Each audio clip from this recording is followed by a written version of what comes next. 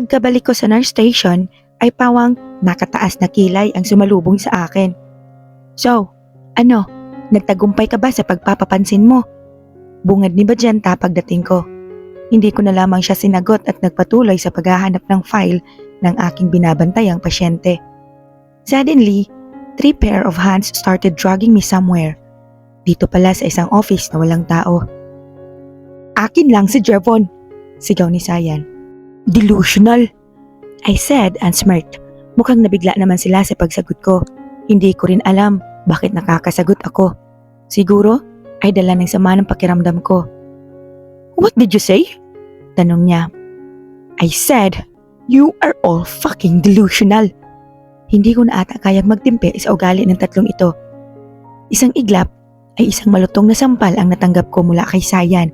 Sunod naman ay isang matinding sabunot mula kay Magenta at isang malakas na sipa mula kay Lavender. Sa kanilang ginawa ay agad akong nanghina at napaupo. Damn these bitches. I want to grab their hair but they grip my hand tightly. Lumuhod sa harap ko si Magenta at madiing hinawakan ng pisngi ko. Sa susunod, ayoko nang sumagot-sagot ka. Do you understand? Sigaw niya. Nararamdaman ko ang pagbabadya ng luha sa mga mata ko pero buong lakas ko iyong pinigilan.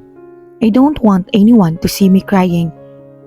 Pabalan niyang tinulak ang mukha ko at nakangising umalis sila sa loob ng opisina. Pagkalabas nila ng pinto ay nag-uunahan ang mga luha na pumatak sa mata ko. May araw rin sa akin ang mga malditang yan. Tumayo ako at inayos ang sarili ko. Huminga ako ng malalim at pilit na ngumiti. I have to move on. Ganito naman ako eh. Aapihin nila, tas mag-move on, ngingiti. Ewan ko ba? Kaapi-api ba ang mukhang ito? Sa ganda kong to, aapihin lang ako? Goodness gracious. Lumabas ako sa opisina at mabilis na kinuha ang file na kailangan ko. Mabuti na lamang ay wala na ang tatlong bruhilda. Nagsimula na akong maglakad upang puntahan ang pasyente na inaalagaan ko. I opened the door of her private room and smiled immediately when I saw her. Hi baby! I greeted her and sat next to her. She smiled widely at me, but pain is evident to her innocent and fragile body. She's pale and hairless. She's only 7 years old, yet suffering from leukemia. She's strong and I know she's fighting for her life. Ate Lev! Masayang bati naman niya sa akin, but her smile suddenly faded and she kept staring at me. What's wrong, baby? I asked. Why do you have so much wound? May nang-aaway ba sa'yo, ate? Inosenteng tanong niya. I chuckled and pinched her cheeks. Nadapa lang si ate. Pagsisinungaling ko. She nodded, but still sad. Hindi pa ba dumadalaw sila mommy at daddy? My smile instantly faded when I saw her about to cry. She's abandoned. Buti na lamang ay may charity program ang Rockford Hospital at kasama si Rio doon. Her name is Ryuka Esteban. She has a Japanese blood. Ayon sa mga matatandang nurse, ay simula ng 3 taong gulang ay bigla na lamang naglaho ang mga bantay at dumadalaw sa kanya. She's too young for this kaya't naisipan ko na ako na ang mag-aalaga sa kanya. Soon, babalik rin sila. Baka busy pa sila. Sagot ko sa kanya. She nodded and smiled again. Pagbalik kaya nila, may dala silang maraming chocolates? Inosenteng tanong niya. Do you really like chocolates? I asked, trying to lift my mood. Yes, ate. Yes, yung maraming-marami. Masayang sagot niya. Di ako na lang bibili para sa'yo. Sabi ko na labis naman niyang ikinatuwa. Talaga? I love you, Ate Lev. She joyfully said and hugged me. O siya, magpahinga ka muna, okay? Babalik akong mamaya nang may dalang maraming chocolates. Sabi ko, tumango siya at mabilis na humiga. I stood up and kissed her forehead before leaving her room. Dr. Lee! I shouted when I saw him walking in the hallway. He smiled and waited for me. Ano yun, Iha? Tanong niya. He's a doctor and I think he's in mid-60s. Kamusta po si Rio? He's Rio's doctor. His smile also faded and he walked towards his office. Sinundan ko naman siya at sabay kaming pumasok doon. Naupo siya sa kanyang swivel chair at malungkot na tumingin sa akin. She's not getting better. Malungkot na sagot niya. I can feel a lump in my throat and my eyes starts to sting. She won't last a year, Levi. My tears started to fall. How cruel is that? I nodded at him and wiped my tears. I should find her parents then. Malungkot na sabi ko. Tumango rin ang doktor na mukhang naaawa rin sa bata. Make her happy, Liv. Hindi natin alam kung kailan siya mawawala. I nodded at him. I will, Doc. Malungkot na sabi ko at nagsimula ng lumabas sa opisina niya. I sit at my usual waiting spot with a heavy heart and still not feeling well. Alam ko sa sarili ko na nilalagnat ako. Duh, I'm a nurse. Ngunit alam ko rin naman na kaya ko ang sarili ko. My duty is done and I'm just waiting for Stefan. Ganito naman ang lagi kong routine dahil laging late umuwi si Stefan at lagi kaming sabay umuwi. Hanggang ngayon ay mabigat pa rin ang loob ko na maalala ang lagay ni Rio. She's still young and she deserves to see the future. Isa pang problema ko ay nagpromise ako na bibilhan ko siya ng chocolate. Damn, wala na nga ako makain sa bahay. Ang lakas pa ng loob ko na mag-offer. I'm really broke and domed. Levi, right? Napaangat ang tingin ko nang makita ang isang nurse sa harap ko. Yeah, why? Tanong ko sa kanya. Pinapasabi ni Doc Stephen na mauna ka na daw umuwi dahil may emergency operation siya na kailangan gawin. Matapos niyang sabihin iyon ay parang bula na siyang naglaho sa harap ko. Kung kailan naman masamang pakiramdam ko ay tsaka siya wala. Napabuntong hininga na lamang ako dahil kailangan ko nang simulan ang paglalakad. Malayo-layo ang bahay ko rito pero nalalakad naman. Mga 3 hours na lakaran, ganun. Joke. Siguro ay mga 45 minutes lang naman. Nagsimula na akong maglakad paalis sa ospital. Mga 20 minutes na ako naglalakad nang marating ko na ang madilim at mapunong bahagi ng daanan. Bigla akong kinilabutan dahil napakatahimik rito at wala man lang nadaan na kotse sa mga oras na ito. What the hell talaga? Feeling ko ay nasa horror movie ako. Damn. I set aside all of negative thoughts and started walking again. Not until I felt a presence behind me and heard a heavy footsteps, maybe just 5 steps away from me. My poor heart started to pound like crazy. My palms started to get wet and my feet trembles. I gulped and started walking faster, but I heard his footsteps matching the pace of mine. My fast walk became faster until it turns into running. I ran as far and fast as I could, but I heard him running after me. Please stop following me! I shouted while running. I felt tears started to run down into my face. Mag-usap lang tayo, miss. His voice is like a maniac and it's not helping at all. Mas lalo ko lamang gustong kumawala mula sa presensya niya. But my body is not cooperating nang madapa ako. I nervously looked behind and saw him smirking. Kung gaano kapangit ang boses niya, ay ganon din kapangit ang mukha niya. Bakit mo ako sinusundan? I shouted as loud as I could, hoping that it would somehow caught anyone's attention. Gusto lang naman kita tikman. Bakit ang damot mo? Sagot niya at dahan-dahang lumapit sa akin. Umatras ako sa kanya at naramdaman ang matinding pagkabog ng puso ko. Wag, please! I pleaded and tried to stood up, but I failed. My nervousness and fear started to dominate my whole system. I shouted really loud when he gripped my hand and started dragging me. I screamed and cried as loud as I can. He suddenly pushed me and slapped my face. Huwag kang maingay kung ayaw mong mamatay. He shouted at me, but I just kept crying. My life wouldn't end like this. I don't freaking want to die today. Paano na ang chocolates ni Rio? Please, huwag po. Maawa po kayo. I cried and pleaded. Pinagsiklop ko pa ang aking mga kamay upang magmakaawa. But then, he started to strangle me and kissed my neck. I screamed as loud as I can, only to feel his hands strangling me even harder. I almost choked, pero lumuwag iyon dahil busy siya sa paghalik sa aking leeg. I felt so pathetic and helpless. I should have waited for Stefan even if it takes forever. He's about to rip my shirt when I felt a stone near my hand. Agad ko yung hinawakan at hindi nang nagdalawang isip na ipinukpok iyon sa ulo niya. Daing niya habang sapo ang ulo niya. I didn't waste a second and started to run away. Nakarating muli ako sa kalsada pero naramdaman ko ang pagsunod niya sa akin. Help! I shouted while running. Papatayin talaga kita pag naabutan kita, he shouted. His words make me tremble even more as I ran away from that place. Kaunti na lamang ay maaabutan na niya ako when I saw a car. Mabilis ko itong sinalubong. I don't fucking care kung mabunggo ako o ano. I just want to get out of this hell. Hinarang ko ang sarili ko sa sakyan na agad namang tumigil. Narinig ko pa ang malakas na pagpreno nito. Tanging iyak lamang ang nagawa ko habang hinihintay ang paglabas ng tao sa kotse. I suddenly feel a little hope when the door opens. Help!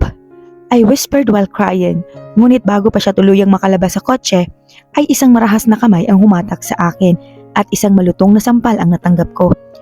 You bitch! Akala mo ba makakatakas ka sa akin?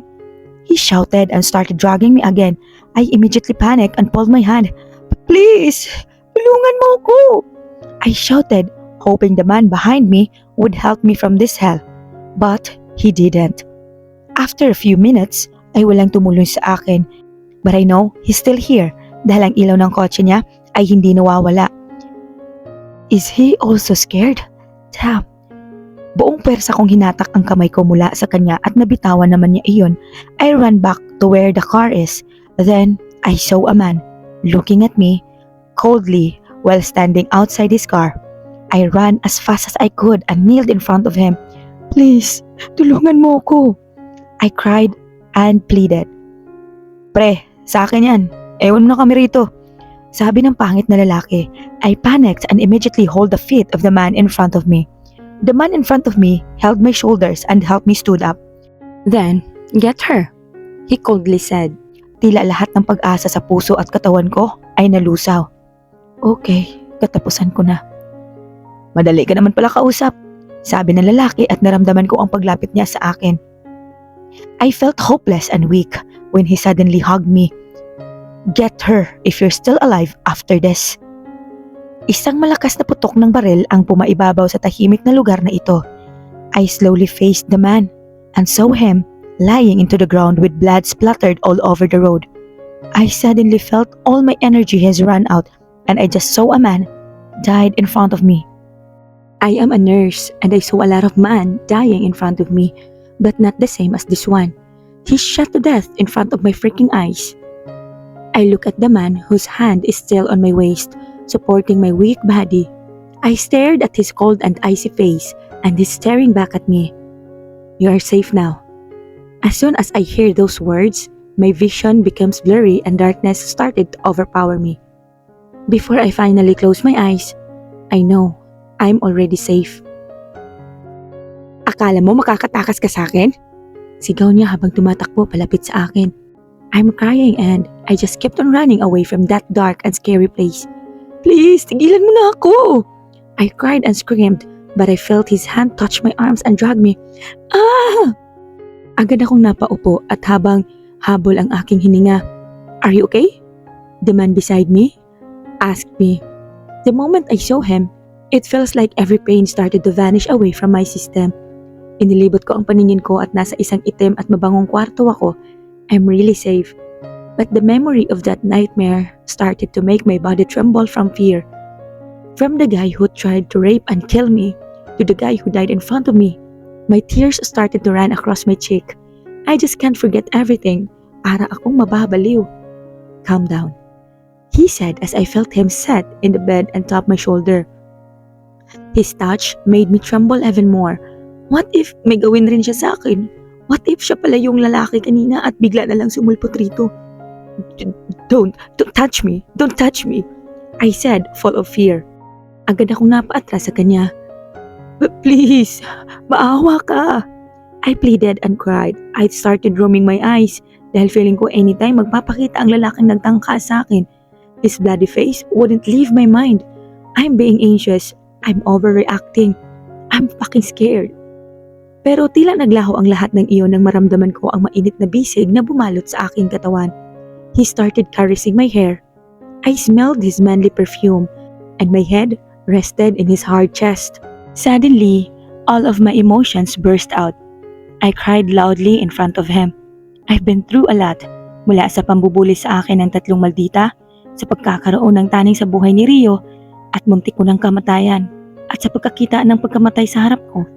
It makes me crazy and scared, but his warm embrace makes me feel safe and comforted. Lahat ng takot at sakit ay napawi sa simpleng yakap lamang niya. "Shh, it's alright," he whispered and I just nodded. Kumalas ako sa pagkakayakap at tumingin sa mga malalamig niyang mata. Maraming salamat, Mr. Rockford." Sabi ko sa kanya, "You should take your medicine. You have a fever." Sabi niya at inabutan ako ng tubig at gamot. Tinanggap ko naman iyon at agad na ininom. "I already treated your wounds. By the way, you are at my house." Nanlaki naman ang mata ko sa narinig ko. Sana ay dinala na lamang niya ako sa ospital at nagpahatid na lamang ako kay Stephen. But damn, this is so good to be true. "Just rest. Bukas ka na umuwi." Malamig na sabi niya at tuluyan ng lumabas sa kwarto. He's really cold as ice, but his words are full of warmth. I can't read any emotion from his eyes. I know he's kind, but my mind keeps on replaying how he killed a man without second thought. I should be happy and thankful, but I can't. Ngayon ay mas nagkaroon ako ng rason upang matakot sa kanya. He can kill. Nagising ako sa isang nakakasilaw na liwanag. Inilibot ko ang paningin ko at saglit na nagpanik dahil hindi pamilyar ang kwarto sa akin. Ngunit naalala ko kagabi, nandito ako sa kwarto ni Mr. Rockford. Ramdam ko ang sakit ng katawan ko nang tumayo ako. Tinungo ko ang pinakamalapit na salamin at nakita kung gaano kalunos-lunos ang sinapit ko. May mga galos ako sa mukha. Ang leeg ko ay may bakas pa ng isang matinding pagkakasakal. Ang kamay ko ay puno ng mga galos. Natigil lamang ako sa pagkilati sa sarili ko nang makarinig ng katok mula sa pintuan. Ilang sandali pa, bumukas na ito at niluwan nito ang ubod ng gwapong lalaki to the 10th power. He looks familiar though. Ah, siya yung lalaki sa wedding, yung kamukha ni Ate Pretty. "Hey, just want to call you for breakfast," he said while smiling. Huh? Wala sa sariling tanong ko.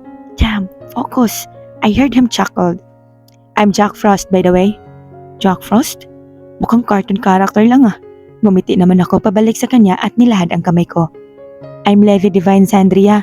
Just Levi or Lev for short." Inabot naman niya ang kamay ko at ngumiti ng pagkatamis-tamis. Yummy.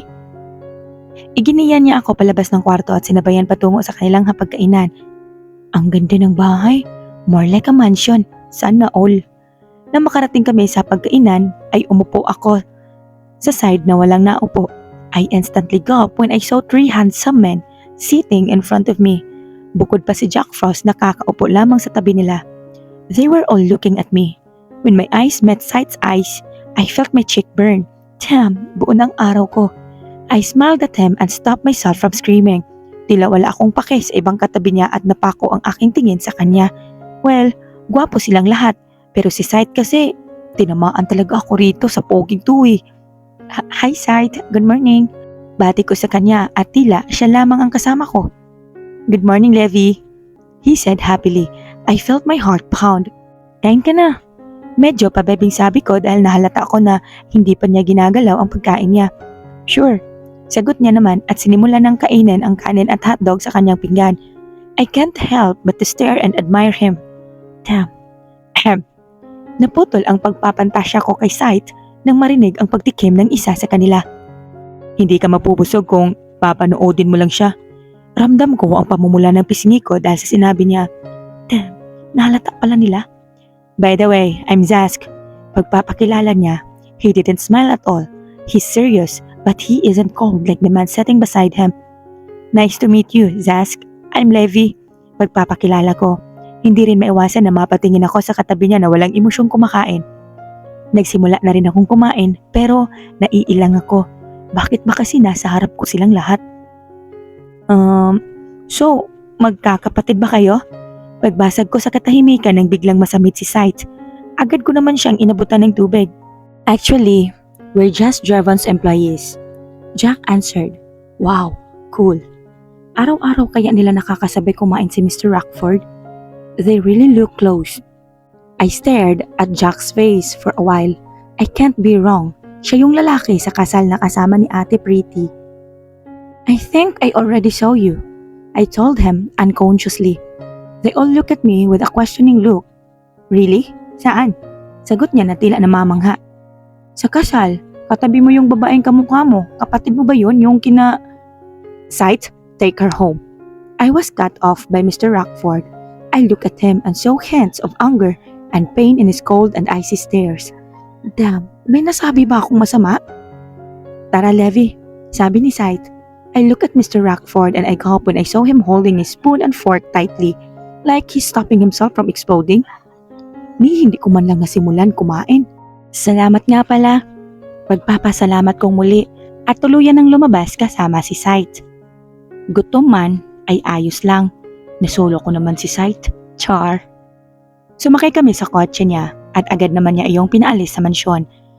Naikwento sa amin ni Draven ang nangyari. Do you usually walk when you go home? He asked, but suddenly, all of my memories from last night came rushing to me. I felt my hand tremble and saw pictures of the man running after me and a dead man lying into a bloody cold road. I suddenly felt suffocated. I can't breathe. I held my chest and felt my tears running across my face. Hey, Levi, are you alright? He asked, full of worry. Agad niyang itinabi ang kotse niya at tinawakan ang nanginginig at nanlalamig kong kamay. I can't breathe, I said and saw him panic even more. Damn, he cursed. Lumabas siya sa kotse niya at umikot papunta sa passenger seat. Binuksan niya ang pintuan sa tabi ko at inalalayan akong makalabas. Isinandal niya ako sa pintuan pagkasara noon at hinawakan ang aking balikat. Calm down, breathe. Levi, breathe deeply. Mahinahong sabi niya at huminga ng malalim. I copied what he's doing at huminga ng malalim. I'm sorry, just calm down. Sabi niya ulit habang hinihimas ang aking balikat. After a minute, naramdaman ko na ang unti-unting pagbalik sa ayos ng aking paghinga. Tom, I'm fucking worried, he said and hugged me. Feeling ko, tumigil ang mundo ko. Kahit lumuluha ang mga mata ko, ay parang gustong ngumiti ng mga labi ko. He's worried and he's hugging me. Tom, I hugged him back at pasimpleng inamoy ang mabangong dibdib niya. Kalande. Kumala siya sa pagkakayakap at pinunasan ang luha ko. Binuksan niya ulit ang sasakyan at pinapasok ako. Umikot siya at pumasok na rin sa driver's seat. You should consult a psychiatrist. I think you're traumatized, sabi niya. Tumango na lang ako sa kanya. Hindi pa rin kasi ako makarecover sa yakap effect niya. Kainis naman eh. Salamat, sagot ko sa kanya. Kain muna tayo. Di ka nakakakain kanina eh. Sabi niya sabay park ng sasakyan niya sa harap ng isang restaurant. Hindi ko na siya hinintay na pagbuksan ako at bumaba na rin sa kotse. Iginiya niya ako papasok sa restaurant at siya na rin ang nag-order para sa akin. You should rest today, sabi niya habang hinihintay namin ang order. May pasok ako ngayon, siguro mag-half day na lang ako, sagot ko sa kanya. Ako na bahala doon, papaalam kita, sabi niya. I smiled at him and nodded. Talagang nakaka-inlove itong poging to. May girlfriend ka na? Wala sa sariling tanong ko. I saw him form a shy smile in his lips at tumahalong baba sa lamesa. Huli na nang ma-realize ko ang sinabi ko. Shit. Wala. Mag-a-apply ka ba? Bigla akong nasamid sa iniinom kong tubig. Damn, pwede ba? Charot. Feeling ko nag-flash ako ng slide sa sinabi niya. I'm just kidding. Kain na. He said while laughing. Sakto rin ang pagdating ng pagkain namin. Actually, I don't want to engage myself in any relationship right now. Not when I have this kind of job, he said while eating. I suddenly got curious. Ano nga ba ang trabaho nila kay Mr. Rockford? Anong trabaho mo? Hindi mapigilang tanong ko. You don't need to know. Sagot niya at pinagpatuloy ang pagkain. Medyo na-hurt ang lula niyo dun ah.